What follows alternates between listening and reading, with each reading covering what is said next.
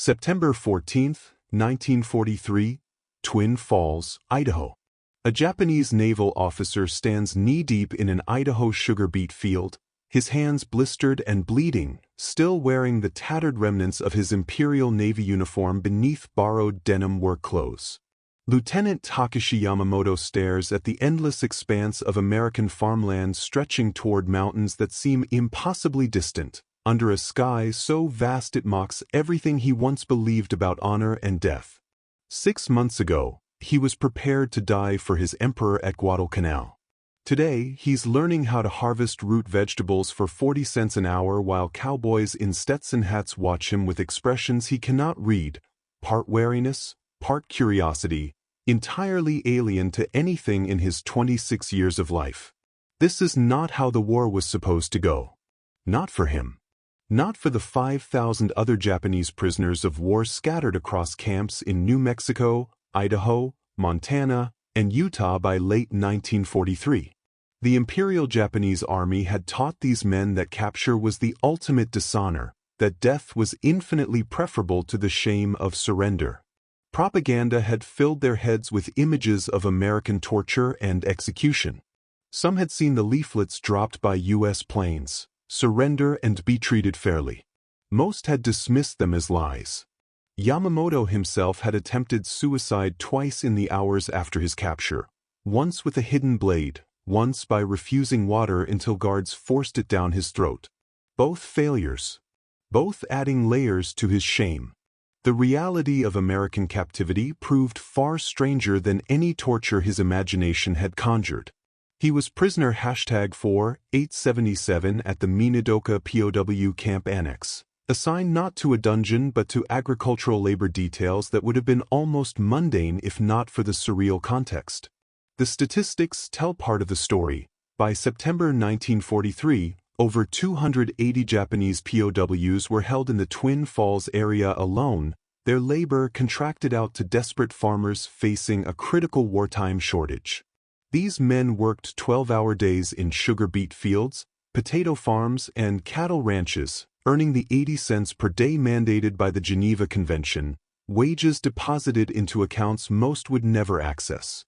They lived in tar paper barracks that were Spartan but weatherproof, ate adequate if unfamiliar food, and maintained their own internal hierarchy, as if preserving the rigid structures of the Imperial Navy could somehow restore what had been lost.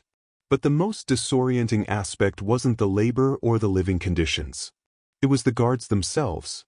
The war had drained the American West of its young men, shipping them to European and Pacific battlefields, leaving behind those too old, too young, or medically unfit for combat. The guard force at these remote POW camps consisted largely of local ranchers and farmers pressed into service, men who knew more about cattle drives than military protocol, whose uniforms often fit poorly, whose weapons seemed almost incidental to their real expertise with lariats and irrigation systems. Many had sons fighting in the Pacific. Some had already received telegrams informing them those sons wouldn't be coming home. Yet here they were, supervising enemy soldiers in the mundane business of keeping America's agricultural heartland productive. The language barrier created moments of almost farcical confusion. On Yamamoto's first day in the fields, a weathered cowboy guard attempted to demonstrate proper pitchfork technique to a group of Japanese naval officers who had never held farming tools in their lives. The prisoners bowed formally before picking up each implement. The guards nodded at them with the same casual acknowledgement they'd give horses. One guard's diary entry from that September captured the mutual bewilderment perfectly. They bow before picking up a shovel. We nod at horses. Both seem equally confused by the other. It would have been funny if it weren't so laden with the weight of war, death, and irreconcilable cultural chasms. For Yamamoto, every sunrise brought a fresh reminder that he was alive when honor had demanded death. In the barracks at night, he whispered Buddhist prayers that went unanswered, grappling with a shame that had become his constant companion. He couldn't write to his family. They had been told he died honorably in battle, a fiction that allowed them to grieve with pride rather than disgrace. He had been erased from his own country's narrative, rendered invisible by the simple fact of his breathing. The other prisoners felt it too, this weight of unbecoming, of existing in a space between death and life where neither world claimed them. The irony of their location was not lost on those who understood it. Just miles away stood the Minadoka War Relocation Center, where Japanese-American citizens, people whose only crime was ancestry, were imprisoned by the same government that was treating enemy combatants according to international law. Enemy soldiers worked the fields while American citizens of Japanese descent languished behind barbed wire. It was a contradiction that would take decades to fully acknowledge, a stain on American ideals that made the POW camps seem almost humane by comparison. A War Department memo from September 1943 coldly outlined the utilization of prisoner labor as an economic necessity, citing Article 27 of the Geneva Convention as legal justification. What it didn't mention was how the arrangement would force men from utterly different worlds into daily proximity, how pragmatism would create relationships that ideology insisted were impossible, how the vast, unforgiving landscape of the American frontier would become the unlikely stage for one of the war's strangest cultural collisions. Yamamoto gripped his pitchfork tighter, feeling the blisters tear open again, and returned to work. The sugar beets wouldn't harvest themselves. The war raged on across an ocean he could no longer see. And here, in this strange purgatory of duty without honor, he began the slow, painful process of learning what it meant to simply survive. October 3, 1943, Frank Hutchison stepped out of his truck at the POW work detail assembly point, his boots crunching on the frost-hardened ground, and tried to ignore the photograph in his shirt pocket. The image, creased from too much handling, showed his son James in his navy whites, grinning with the invincible confidence of 19 years, taken 3 weeks before Pearl Harbor turned that boy into smoke and seawater. Frank was 52, a third-generation Idaho rancher whose calloused hands knew horses and cattle better than they'd ever know a rifle. Yet here he was, pressed into guard duty because the war had taken all the young men and left behind the too old, the broken, and the bitter. The government called it Essential Agricultural Security Service. Frank called it complicated. Every morning he supervised enemy soldiers, men who wore the same uniform as those who'd killed his boy, and every evening he went home to a house where James's empty bedroom made the silence unbearable. His wife Helen had said it plainly 2 weeks ago, hate won't bring Jimmy back, Frank. She was right as usual. But knowing that didn't make the knot in his chest loosen when he looked at these Japanese prisoners, especially the young ones who reminded him too much of what he'd lost. Lieutenant Yamamoto was assigned to his detail that October morning, not that Frank knew his name yet, just a number and a face that seemed to carry an exhaustion deeper than mere physical labor could explain. The prisoner moved with a precision that suggested military training, but his eyes held something Frank recognized from his own mirror, the hollow look of a man going through motions because stopping would mean confronting something unbearable. They didn't speak. Frank's Japanese consisted of work and stop, shouted slowly as if volume could bridge the language gap. Yamamoto's English was non-existent. The silence between them was thick with things neither could articulate: grief, resentment, curiosity, wariness. The moment that changed things came 3 days later, mundane as most turning points are. The irrigation system broke during a critical phase of the harvest, water flooding where it shouldn't, leaving crucial sections dry. Frank stood cursing at the mess, knowing he lacked the technical knowledge to fix it quickly, knowing delay meant crop loss.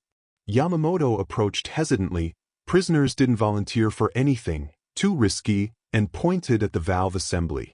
His hands made careful gestures, engineering motions that transcended language. He'd identified the problem. Frank faced a choice that felt heavier than it should have. Pride said don't trust him, don't give the enemy tools, don't show weakness. Pragmatism, that deeply Western practicality that valued results over posturing, said the work needs doing, war or no war. He handed Yamamoto the wrench. 20 minutes later, water flowed correctly. Neither man smiled, but something had shifted in the space between them, some recognition that competence and necessity could temporarily override categories like enemy and guard. Small gestures followed, building like sediment. Frank noticed Yamamoto's hands blistered and bleeding from unfamiliar labor, officers' hands, clearly, in used to farming tools. The next day he brought extra work gloves, tossed them without comment. Yamamoto bowed slightly in thanks, and Frank felt uncomfortable with the formality, nodded back like he would to a ranch hand. When the tractor engine seized, Yamamoto's engineering background became evident. He rebuilt the carburetor with an efficiency that surprised Frank into something resembling respect. They shared cigarettes during breaks, that universal soldier language that needed no translation. No shared words, but work created its own vocabulary. The statistics told a broader story. Across the Western POW camps, 90% of Japanese prisoners participated in agricultural labor, their work harvesting 30% of Idaho's 1943-44 sugar beet crop. Without this enemy labor, farms would have failed, families would have starved, the war effort would have suffered. Economic reality created strange bedfellows. The numbers also revealed something else: 0 escape attempts from Idaho's Japanese POW camps, in stark contrast to the German POW facilities where escapes were regular occurrences. Whether that reflected the impossibility of a Japanese face blending into Idaho, or a deeper resignation, or something else entirely, no one could say for certain. Evenings were Frank's hardest hours. He'd sit at the kitchen table, staring at James's photograph, wrestling with contradictions that had no clean resolution. These were the enemy, the same people who'd rained bombs on Pearl Harbor, who'd killed his boy. Yet young Yamamoto was James's age, and watching him work with quiet determination, Frank couldn't reconcile the propaganda monster with the exhausted human being who'd fixed his irrigation system. The mental categories, enemy, evil, other, kept colliding with the daily reality of shared labor and grudging mutual respect. War made monsters of categories, not individuals, and that truth sat heavy in Frank's chest. Thanksgiving 1943 brought the camp's attempt at American tradition, a gesture of Geneva Convention compliance, and perhaps something more. Turkey, mashed potatoes, cranberry sauce, presented to men who'd never encountered such food. The prisoners' confusion was palpable. One man attempted to eat cranberry sauce as soup, his face registering polite bewilderment. The POWs formally requested rice and fish. The guards, having gone to considerable effort, felt mildly insulted. Nobody was happy. Frank recorded in his diary with characteristic Western deadpan, *, we're feeding them freedom bird. They want fish. Nobody's happy. For Yamamoto, these months brought their own crisis. He began taking pride in his work, finding purpose in tasks done well, and immediately felt the shame of it. Other prisoners watched him with suspicion. Was he collaborating, forgetting his duty, betraying the emperor by finding meaning here? He grappled with an impossible question. Could shame and humanity coexist? Could he be both dishonored and alive, both prisoner and person? Frank had no answers for him. Hell, he had no answers for himself. But on cold October mornings, they worked side by side, two men from impossible distances, connected by nothing more than necessity and the stubborn insistence of the land that work, regardless of who does it, must be done. March 1945.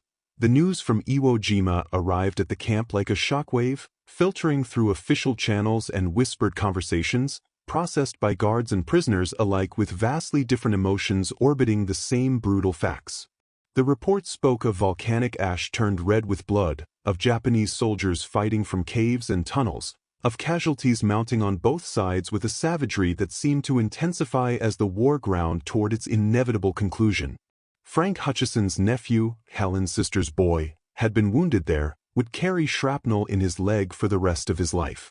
Yamamoto heard through the camp network of staggering Japanese losses, numbers that likely included men he'd served with, friends from officer training who'd believed, as he once had, that death was the only honorable outcome. The work detail that morning carried a different weight. Frank arrived silent, jaw tight, eyes harder than Yamamoto had seen in months. The prisoners sensed the shift, braced for violence that seemed suddenly possible again. But instead of rage, Frank did something unexpected. Through the camp translator, a Nisei soldier whose presence carried its own complicated ironies, He asked a question that seemed to come from somewhere deeper than anger. Why? Why did they teach you to die? Why did they send boys to die?